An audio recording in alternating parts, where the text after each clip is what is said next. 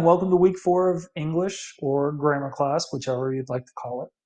For the past couple of weeks, we have been working on some of the parts of speech, and we've also been working on writing a sentence correctly. So when we write sentences correctly, we always make sure we start with a capital letter, no matter what the word is. We make sure that our words are spaced one finger space apart. We also make sure that our words are written correctly in the sentence. So trying to correct any spelling errors by sounding out the word, making sure that only words that are supposed to be capitalized are when they're inside of a sentence. And then to make sure that it's a sentence, it has to have punctuation. So we really focused on that last week. Now we're getting into a new unit that's going to be focusing on different types of words. Before we can work on that, though, we do need to finish up the last part of speech that we'll be working on, and that is adverbs. So, what is an adverb?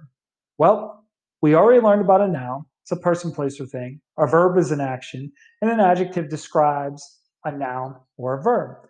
So, adverb, it has the word verb in it. So, in my mind, it has to do with verbs. It does, but that's not the only part of speech that it deals with. So adverbs describe verbs, but they also describe adjectives. So we know an adjective describes a noun or a verb, so now we have something to describe the adjective. I'm not going to spend much more time explaining adjectives to you because, quite honestly, adjectives are probably the most tricky part of speech, and that is why we are learning it by itself. So I have taken a lot of time in our lessons this week to really describe adjectives, give you examples, give you an opportunity to find them yourself. And then on the next Nearpod slide, I showed you my example so you would know if you were doing it right, if you were doing it wrong, and you would get a better understanding of why it might be right or wrong if you saw my answers and listened to my explanation. So I'm going to stop there with adjectives, but then also let you know at the very end of the week, we are going to practice all of the parts of speech.